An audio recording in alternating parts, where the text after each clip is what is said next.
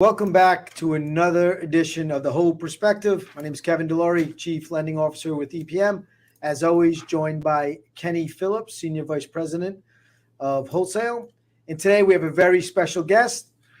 We have Katie Sweeney, who is the CEO of AIME. Very excited to have you, Katie. Before Kenny does his introduction, I'll tell a quick story. I came from a company that was not a member of AIME. And I got thrown into this AIME universe. And at the beginning, it was shocking. But the more I got to know everyone, the more I was able to embrace it. The more I got to realize what a great organization this is, especially, going into the market that we're going into now. I was just having a conversation, Katie, with Karis the other day of how do we get more people on the West Coast into AIME. I find that that's still a big gap of where more people should be, engaged in the advocacy that you guys are doing now and everything you're doing to help in this market, to help people, to help brokers really expand is awesome. But before we get into that, Kenny, I'd like to have you, do a quick introduction for Katie. That'd be great. Absolutely. As Kevin said, she's the CEO of AIME, which is the Association of Independent Mortgage Experts. Katie oversees the day-to-day operations of the AIME team by spearheading partnership development, membership growth initiatives, and business analytics. Previously, Katie served as the Senior Vice President at Arrive, where she successfully brought to market a revolutionary portal that provided an all-encompassing technology solution for wholesale brokers. Katie has strengthened the capabilities of AIME Brokers, our better network, to deliver top-tier products and services for the benefit of the wholesale community, along with bringing on nearly 20 vetted sponsors. Katie's contributions to the growth and success of wholesale channel has been noted by the HousingWire, who presented Katie with the 2020, 21, and 22 Women of Influence within the mortgage industry. Welcome, Katie. Thank you. I'm excited to be here with you guys. We've been talking about doing this for months. We finally made it happen. Katie, you're like the Michael Jordan of the Women of Influence within the mortgage industry. You got like a 2021. Yeah, this year you should go like this, point to the fourth finger for the fourth ring. I like it. I think that's probably more reflective of the lack of female leaders in our space, which is something we should definitely be working on. Less about me personally. We just need to get more ladies out there. That's it's funny. That was a great question. That's a great question. I have a 6-year-old little girl, and and this is something that I had a great conversation with Jamie when I first met her about women in the industry and the challenges. You're a lot younger than most women in our industry that are here today. And I had this conversation yesterday with someone. We're talking to another company, bringing on a pretty large group of account executives. And he said, well, Kevin, they're all younger. There's some females. I'm like, that's awesome. Like, I want younger people. I don't want to be, 10 years from now, I'll be 61 years old and be like, hey, is there anyone left to run this business? Yep. We need people, younger people. What do we need to do to get more young women, more young people engaged and involved in this business? Do you guys have any initiative that you're taking to bring a younger group in? Yeah, we do. So we have a couple. To answer your first question, I think the biggest thing, I was just talking with somebody the other day about what it's like to lead a team of millennials, because our entire team is quite a bit younger, right? I'm 32 and I am one of the oldest on our team. So we've got a very young crew, but I think that brings a lot of vibrancy and energy to an industry that's been really stagnant and a little stale, right? We can get kind of stuffy in our space. There's that old traditional suit, tie, the formal structure of how to get a loan. And that's not today's environment. That's also not today's buyer. And so when you're looking at leading a younger team, opportunity is everything. My generation wants nothing more than to be given an opportunity to learn, to add skills to their toolkit, and to feel like they're going to be supported, not to feel like they're going to get stuck and they have to stay somewhere forever. The days of staying at the same company for 25 years and then retiring or collecting a pension, that's gone. That is not what we're doing anymore. I've out of school exactly 10 years this summer. I have not had the same job title for, this is the longest I've had a job title, and it's been about 18 months. I've stayed at the same company previously for longer than that period of time, but I've always looked for, where can I go next? What can I learn next? Where is there an opportunity to step in and lead and grow? And then how do I make it work through problem-solving skills or communication skills or those things that are transferable across any industry? And I think our industry tends to put people in a bucket and keep them there. And that makes it really hard to want to attract a younger audience, because that's not what we're doing. Millennials, Gen Zers, that's not our style. And so we are doing a lot on our side to try to make it more attractive, to bring more fun to the industry, to insert more energy. And I think you see that with a lot of our events. You guys have been to our stuff before. We don't approach it like a mortgage conference. We approach it like an immersive experience that you would go to if you went to a concert or a festival or a conference in the music industry or a movie premiere. Or those are the kinds of things that we're trying to bring in so it can be a little bit more fun. We also have I'm really excited about this committee. We have a next generation committee that we started 4 or 5 months ago that JP Hussey is leading. And the whole focus is on trying to educate high school, college, and post-college graduates on the opportunities that exist in our space. So everybody jokes around, you don't intend to get into mortgage, you just kind of find yourself here eventually. But if we can start educating people from different backgrounds, from different areas and different communities that maybe don't have access to financial education services or don't fully understand that you can own your own business, you can make a really good living, you can get involved in this industry and help bring opportunity to your community.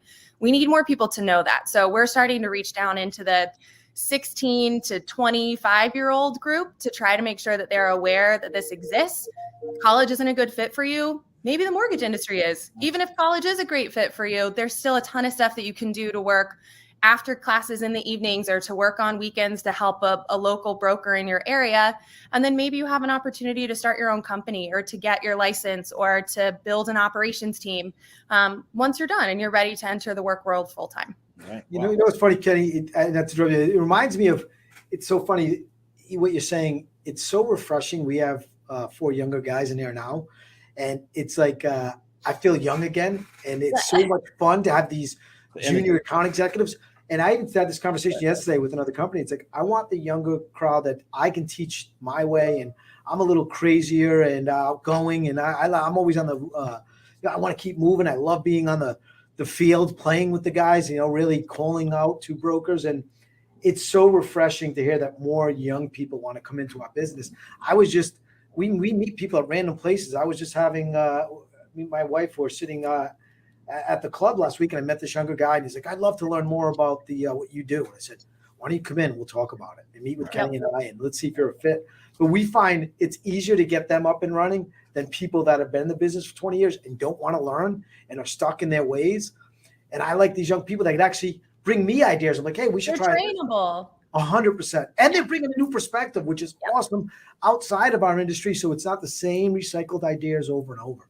You have to remember, millennials, like, we're the internet generation, right? Like I remember dial up a little bit. I was in like 1st or 2nd grade when it still, and then we quickly made the transition to the world that we live in right now. So my whole life, and most of the people that are around my age, plus or minus 5 to 10 years on either side, the only world we've ever known is that everything we want, we can get on our phone. Everything we want, we can get instantly online.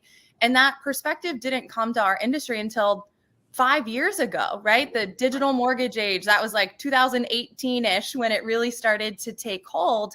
We're behind. Like, consumer behavior changed 20 years ago, and we're just starting to address those things as an industry right now. And so that's where I think you find people who have the drive, have the skill set, give them opportunity, teach them the industry. I don't know anything about mortgage. I got into mortgage in 2016. I've been doing this for 6 years. I knew nothing about it when I got into it. I didn't need to know mortgage. I needed to understand buyers. And then I learned mortgage. And then I understood the intricacies. Like that stuff comes with time and with working with people like you guys, having somebody like Kevin or like Kenny who can sit down and say, all right, this is why this happened. Here's what's going on. This is what this means in the market. This is what we can expect. But the behavioral side of working with small business owners or consumers or current homeowners that are looking at different opportunities, those behaviors that exist when they're buying something online also exist when they're buying a home. And we need to bring more of that into our space to understand where people are going to go and how the industry is going to evolve over the next 20 years. Right. To Kevin's point earlier, prior to coming to EPM, we really didn't know a lot about AIME. We didn't interact with AIME. So just the basics, like you have 65,000 brokers. For someone who doesn't know or understand AIME, what is AIME? What is the why?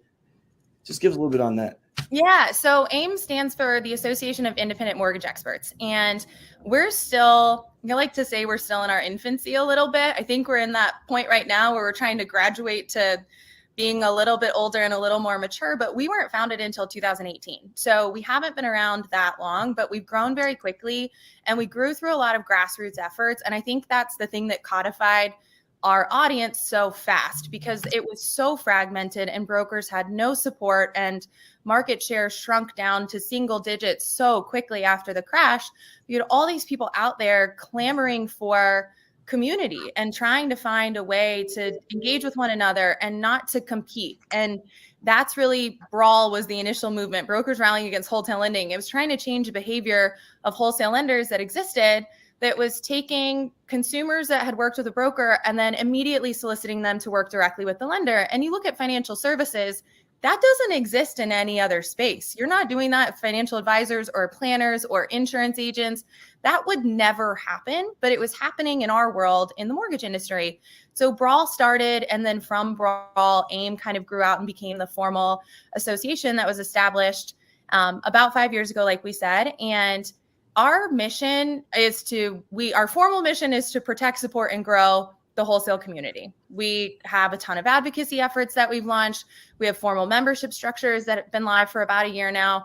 We've got a ton of education services. The AIME Academy went live over the summer. We launched a PAC. We've got the grassroots advocacy efforts through the back.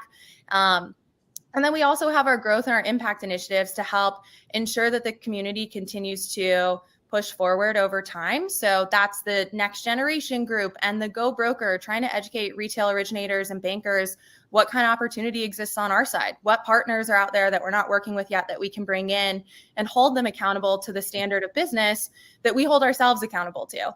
Our impact initiatives are one of my favorite. Those are we call them our Leave a Legacy projects. And those are the things where in 10, 15, 20, 30 years, when we're not doing this anymore, how did we leave a mark on the industry in a positive way that people can remember? And that's our Spark program. So we've got a small business grant program specifically helping women, minorities, and military veterans start brokerages. Later this year, we will actually launch our growth grant. So we'll help any business owner that already exists in our channel that's looking to hire from any of those communities to provide recruiting and scale support for those groups. Our goal is to make sure that our industry reflects the American consumer and the people who are buying. And the face of who that is very different than it was 25 years ago. But the people who are in our industry they haven't evolved. It hasn't changed. We don't have enough diversity. We don't have enough varying perspectives. And our impact initiatives are really aimed at trying to change that. You know, I think what you guys are doing is great. And I think now more than ever, right? We're all experiencing these tough times, the contraction in wholesale. You know, we now wear these pins all the time. We are wholesale because we're all wholesale, whether you're a broker or you're, EPM wholesale, whoever you are, we are all wholesale. We all help each other. We all work hand in hand to help that end user who's the borrower, right?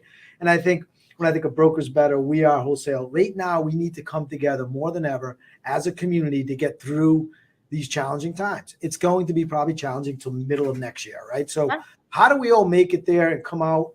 We do it together. We do it as a group. And AIME is one group that I look at that's saying, just the fact that you guys are, giving growth grants.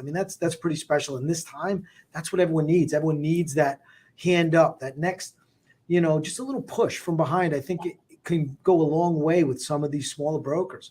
But I love the fact that you said something to financial advisors, and Chris and Michael Gordon from Biden say this all the time, that we should be referring to everyone as mortgage advisors rather than loan officers, because we're advising that borrower how to get themselves in a better situation, how to get into their home. But right now, all the craziness on in our industry, we all need to work together, because the stronger we are together as a group of mortgage brokers, wholesale lenders, the faster we get out of this, the stronger we get out on the other side, the better it is for the consumer. Yep. So that is big, and I brokers are better. It's so true that there's so many more options because they're going to so many different wholesale lenders to get what the best option for that borrower is. And, we are all wholesale. You said it was great when you just said that, we are the wholesale community, and that I've been trying to change that to everyone. And I'm so bought in. And Kenny, it's true. When Brawl started, I remember spying in on the call. And like, they're talking about me. And I would send them emails like, hey, we really don't do it that way. But looking back, we were more about the asset than we were about the relationship. And anyone that knows Eddie Perez knows that he's more about the broker community and that relationship Yep. than he is about the asset. And it is such a different world here than it is at other places. But I just want to get that message out. If you're not a member of AIME, you should call and find out. We all need to come together. Whether I thought it was great the way at EPMX that he brought in the NBA, he brought in NAMBA, he brought in AIME, and we brought in NAREP. We had all these people on the stage that were all different organizations, but all together as a community. And that's what now it's more important than ever is everybody, regardless of what your beliefs are, is to come together as a community. Let's all work together. You guys are finally now have a PAC. You guys are, in DC making a difference.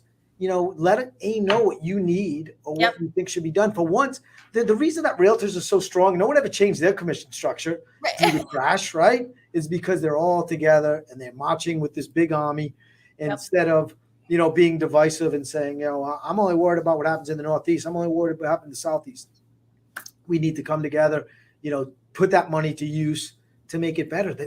There's no reason that I think it's funny that you can make more as a realtor involved in a transaction than you can as the guy or the girl who's behind the scenes, gathering all your paperwork, listening to you cry every night on the phone, telling you, please take that car back that you just bought. You really don't need it right now.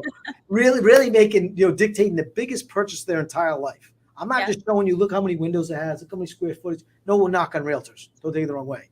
I'm just saying my personal opinion, and not because I'm on the side, there's a lot more work that goes involved that goes into the financing of your home. But everyone messed with that because we weren't united. It's now more important than ever to be united. So I'll get off my soapbox about how much better we are than realtors. Sorry for any realtor, don't email me later and say, I can't wait to buy my next house. It should be fun to find a realtor. But but it's that message of we are wholesale. Your brokers are better. It's a community. Let's get together and make it happen. No, I agree. A lot of brokers, a lot of individuals don't know you guys take political action. The BAC. What are some of the things you guys accomplish so they know, hey, this is what they're doing with the BAC? What type of things they should bring to your attention? Talk a little bit about that. Yeah. So our formal grassroots efforts launched earlier this year, back in January. And then our PAC actually launched on National Mortgage Broker Day in mid-July. We raised over $300,000 in the first 24 hours for the PAC, which is in the context of how PACs work and what we shook a lot of people in DC. They were shocked at what we were able to do. And what we were able to do with literally no promotion prior to the launch, right? That was, we announced it in the morning. No one knew it was coming. Before midnight, we'd hit that marker. There are PACs that have been established for 20 years in our industry that aren't raising more than $70,000 or $80,000 a year. So we're really proud of that. And I think it does show, Kevin, what you were talking about, that there is a community that is coming together that knows and understands you're not going to agree with 100% of the things that we do.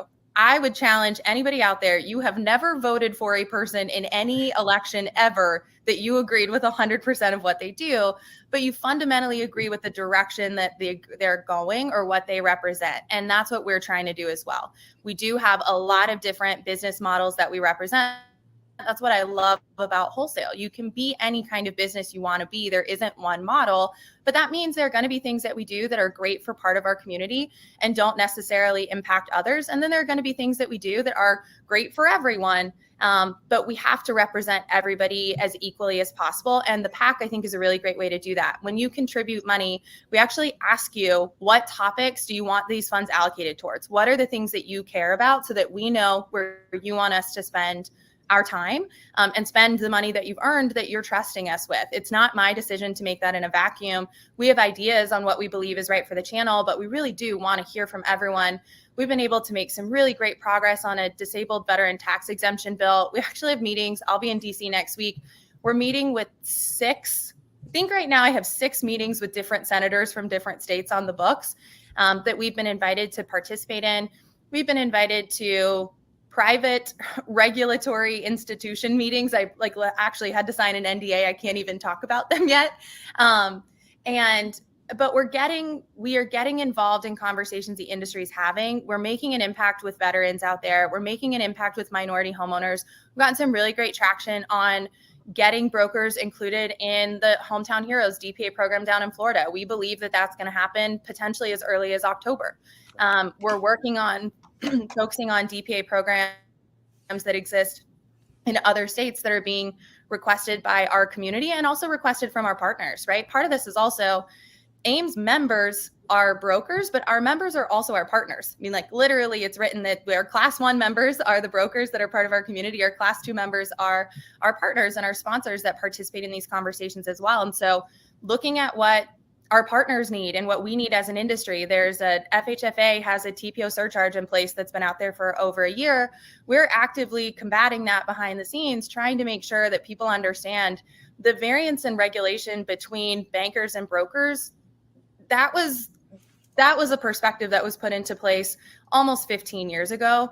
That doesn't exist anymore. The perceived risk and all of those things that came out in 2008 and 9 and 10, that's gone. It's been gone for a while, but there's still a lot of stuff that's lingering in regulation that needs to get repealed or needs to get evened out. I'm not a fan of pulling things back, but I am a fan of instituting the same regulation that exists in our channel and ensuring that it exists in every channel. Because if our objective is to best serve consumers, every originator out there should be held to the same standard.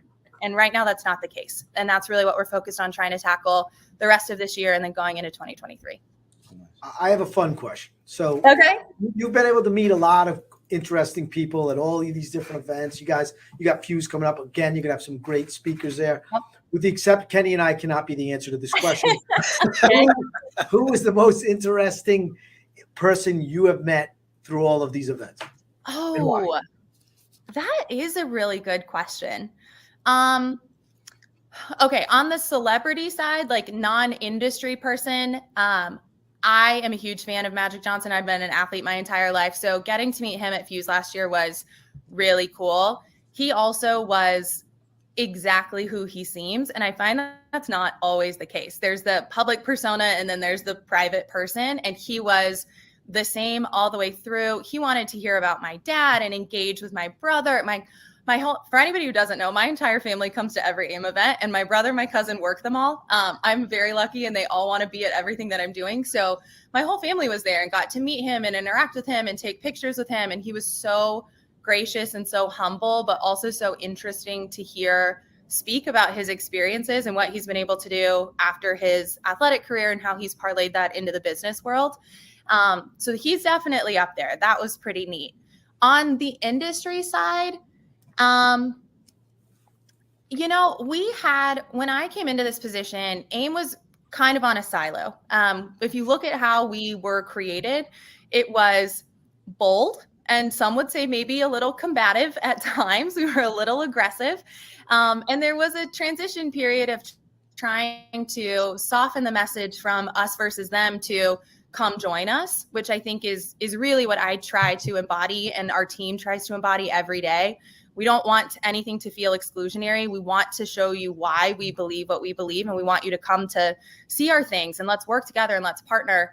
And we did not have a relationship with the MBA at all when I stepped in. In fact, I would say not even was it non-existent, it was probably pretty contentious.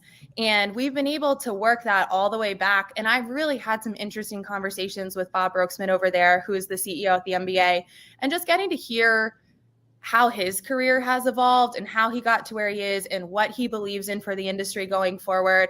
I really appreciated being able to be in those conversations because there was a period of time where we felt like AIME was always going to be on the outside looking in, and now we're being invited in. And that's a pretty cool thing to get to experience and to see, and even more exciting for what we can do moving forward, knowing that we've got friends, not enemies, that we're trying to work with instead of fight against. All right. That's awesome. Well, AIME, Fuse, your Fuse. flagship event, it's coming up, right? Yep. Where It's can we coming find up. tickets? What can brokers and the mortgage community expect? What's going on at Fuse this year? So I made a commitment and our team made a commitment a couple years ago that said every event that we do will be better produced than the event that we did immediately before. So Fuse last year was the first in-person event that we were able to have post-COVID. And I think the feedback was extremely positive all the way across the board. I think we had like 99% of attendees said they plan to attend again the following year, which is awesome. And then Hall of AIME that we held earlier this year, I think leveled things up. The production quality and the experience and what you were able to do and see and participate in went even further. They're very different events. Fuse is really fun because it's a big celebration. It's the community coming together. The networking opportunities are unrivaled. You're not going to find anything anywhere where you can get 3,000 to 4,000 mortgage brokers in the same space at one time. I think it's really beneficial for partners to be able to hear directly from the community and what they're loving, what they're not loving, what they need, how they can be better supported. But it's also great to connect with brokers across the country. I saw there's a broker in our community. Her name is Michelle, and she posted not too long ago, she bought a big map because she's only licensed in New Hampshire, I think, and commented and said, anybody who comes to Fuse, come find me, give me your business card. I want to post it on my map so that if I have consumers in my office that have family members that live in other areas, they can see how many people we have in all of those spaces. And I love that mindset. That's what we stand for. It's that we're not fighting against one another. We are coming together. We're trying to be, the better we look as a community, the faster wholesale grows and the more consumers we're able to serve. And the people who are at Fuse are stewards of that. They truly believe it. That's why they're there. They want to learn. We've got some really cool, we're at a new venue this year. We're at the Paris. So we moved across the street. We outgrew the Bellagio last year. So now we're over at the Paris with a bigger space. We are launching our WMN Summit. Has been a fan favorite for a couple of years now, but we're launching our very first VA Summit and our very first Diversity Summit this year as well. And I think that just goes to show we want to have everybody in our community feel like they're a part of something. And Fuse is so big that sometimes we need to break it down into smaller groups so people can connect directly with those that they share perspectives with. And that's what our Summit Day is all about. But we've got Layla Ali is going to be incredible. If you don't know her story, you will love hearing from her. Dr. Billy Allsbrooks, I've been following for years, and I don't think there's very many people in our space who know who he is, but everybody is going to love him when they leave. He is exactly what I think our industry needs right now. It's positive, it's motivational, but it's also a kick in the butt. Like, we can't sit around waiting for things to get better. There are things that we need to be doing right now to improve where we are today and where we're going to be tomorrow. And if you wait for it to get better, you're going to get passed by. And I think people are really going to love that. We've got some cool things that we're rolling out too. We have a big announcement, something we've been working on for quite some time that I think people will be excited about. But you can find tickets on our website. If you're a part of the Brokers Are Better Facebook group, there's all kinds of links everywhere. I'm sure we can share a direct link with you guys that we can post in the comments so that everybody knows where to go. But if you go to aimgroup.com and then go to the events page, if you are a member and have an AIME member portal account, you can also just log into AMP and it's right there on the homepage. Yes, Kenny and I will be there. We're very excited. Right. Hopefully we'll continue to have the best dressed team there. But I want to share my first experience with AIME in Fuse. And it was the best takeaway I had is I was very lucky. I was out in the hallway and I got to meet these two young gentlemen. And I'm like, they look young. What are you guys doing in the business? Their names were Leo and Leopold. They were brothers, believe it or not. Same first name. They were Haitian immigrants who wanted to, one was an attorney, one was a GM at South Beach Marriott. They would tell me this story and they said, all we want to do is buy a house for our family. We went to Chase and they took us 60 days, got nowhere. We went and found a small broker in, I think they were somewhere in Southern Florida. I don't remember exactly where.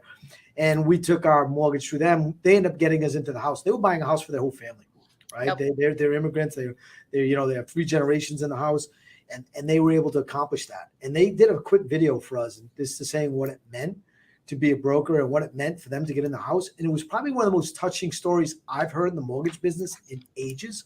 So that was my first experience at, Fuse. I wasn't really sure, like Kenny said, we weren't sure what to expect. We're still used to the old roll days, and we're like, oh man, this is going to be tough. And it was great. So if anyone that hasn't been, you should go, but really get to know the people. I think that's one thing that is different. The same with Vetted VA. I think when you're outside the organization and you all get together, you get to learn more about the people, and everybody is very helpful to each other. Yeah. To your point, like, I love that Vetted VA is like, hey, just join us. And if I get a lead in Texas, but I'm only licensed in Oklahoma, I'm going to send it your way. And, that type of atmosphere where they really, truly help each other grow is awesome. So, that was our first experience there, and I'm looking forward to this experience. We're going to have a party at the. I'm sorry, I'm not saying the R's, and here we get ready for this one, the barber shop. The right? barber shop. The Very barber shop. nice. Okay. Yes. So I look forward to everyone combined, seeing Kenny and I, and Yep. maybe we'll get our hair touched up. Well, at least I will. Kenny can't. Kenny, I know you have the most important question to ask. Now I want to ask about the Hall of AIME. Is there a second edition of the Hall of AIME this year, or when? Hey, we're into the party. I thought he was asking. I loved it. No, I had a great time. I got to talk to a lot of brokers. I enjoyed myself. They honored some great people with mortgage minds. So I was just wondering if you guys are going to do it again, and when and where. We are going to do it again. We will be announcing where at Fuse. So I have to keep that one under wraps for just a couple more weeks, but it will be the end of January. So mark your calendars. It's, I believe, the last weekend in January, maybe the 26th-ish. So we moved it up a couple weeks. So we're finally not competing with the Super Bowl. So nobody has to worry about football on Sunday when they're trying to travel back.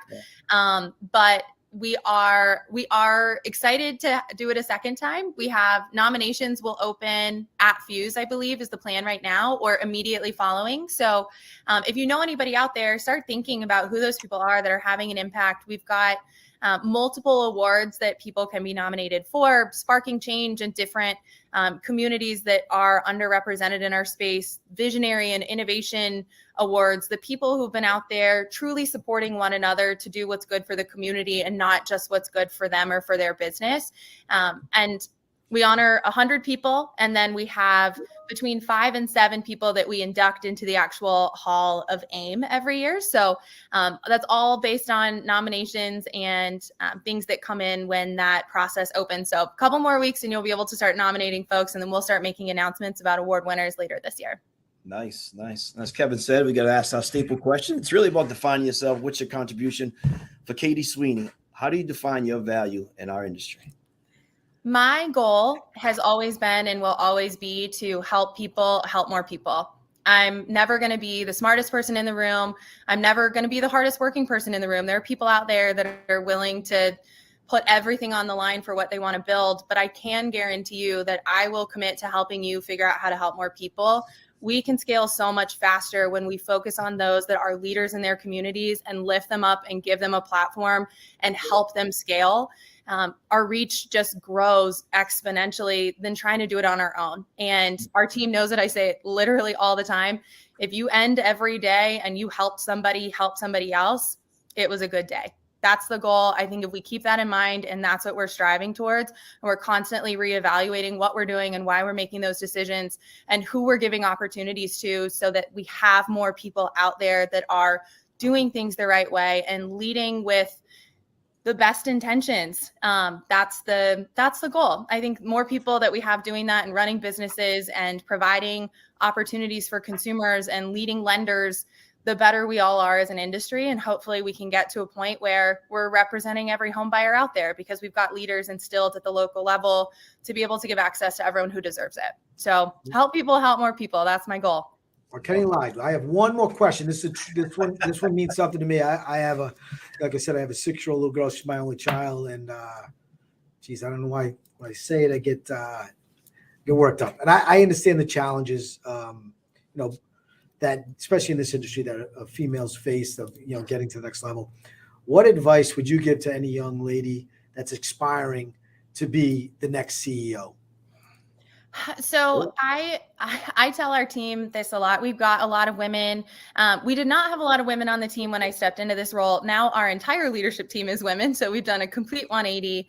I think it's less about, especially with where we are today, there's a generation that did truly have to break through the proverbial glass ceiling and didn't have the opportunity and didn't even have the ability to fight for what they deserved. And they fought anyway. And they've created an environment for me and for everybody who comes behind us that we can speak and we can talk. I think now we're almost plagued with the imposter syndrome is such a common thing that women talk about. I mean, I think people in general, but most young women that are coming up and trying to establish themselves in a space, knowing that they're not necessarily welcomed at the table every single time they get there. I would just continue to tell people, Christy Furco actually gave you this advice. I tell the story all the time, but own the chair. And her advice is now what I pass on to everyone else. If you're sitting in the seat and somebody's asking you your opinion or asking what you think or wants you to contribute, you deserve to be there, and you deserve to know that what you're about to say is valued and is necessary. And you shouldn't question yourself or back down or shrink down so that other people are more comfortable. If you're there and you're in the room and you're in the conversation or you're sitting at the table, there's a reason why. And somebody needs to hear what you think, and somebody wants to hear what you think. And even if it doesn't feel that way, that's why you have the seat that you have. So you have to share. You have a responsibility to everybody on your team, to everybody that your team serves, and to everybody who's going to come behind you. Not speaking up only hurts the people who come up tomorrow, even if it's a little more comfortable for you today. So I would tell any girl out there, learn, listen, always seek knowledge, learn from anybody you can. You learn more from the people you don't want to emulate than you do from the people that you do, in my opinion. I think you learn really quickly who you don't want to be, and that can help keep you on the right path to becoming who you're supposed to be. So take that time, seek out those opportunities, and when you have one, grab it and take it and run with it, because you might not get a second one. So we've got to be, and to everybody else, I would say, the best idea should always win, but you should always seek different ideas. So we don't stop with Kevin asks Kenny a question, he gets an answer. Great, let's go with it. It's Kevin asks Kenny a question and then goes and asks person A, B, C, D, and they all have different perspectives. They all have different backgrounds. And if Kenny's idea is the best, great, we run with Kenny's idea. But it's about seeking out those perspectives. And that's where I think we fall short a little bit, because there are so many people who look like each other in our industry that it can be easy to get comfortable and to get content with what's in front of you and to not go look for what else is out there. So for all the girls out there, be confident in yourself when you have a chance to speak. And for everybody else, go find more perspectives and make sure the best idea is what always wins, not just the person who you know the best. Katie, this is awesome. I actually took 3 pages of notes. You might be the record of my notepad that I take the notes on. So I want to thank you. I know you're super busy. I know you have a lot going on. Kenny and I really appreciate this time. We look forward to seeing you at AIME Fuse. Yes, we'll see you guys in a couple of weeks. Absolutely. It's going to be a great time. As always, thank you everyone for tuning in. If you want to learn more, you can always check out Brokers Are Better or aimgroup.com. I would advise you, let's come together as a community. Let's share ideas. You said it great.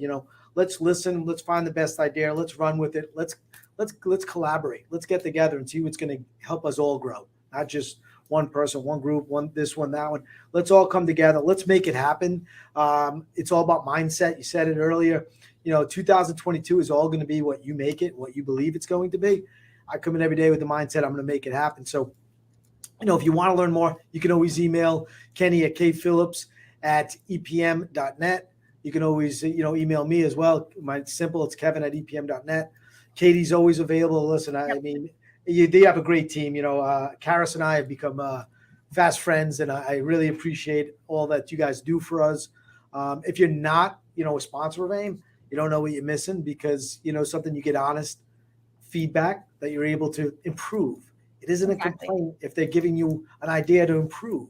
So, that's what I love about it. So thanks again, Katie. Thank you for taking the time out. If you want to learn more about EPM, you can always check us out at EPM Wholesale on LinkedIn, our Facebook at EPM Wholesale, or Empowering Brokers Community. We're about the same thing. We are all wholesale. I think everyone needs to remember that. Doesn't matter if you're a broker shop with 50 LOs. Doesn't matter if you're a broker shop with 2 LOs. Doesn't matter if you're a wholesale channel doing 50 million a month or 500 million a month.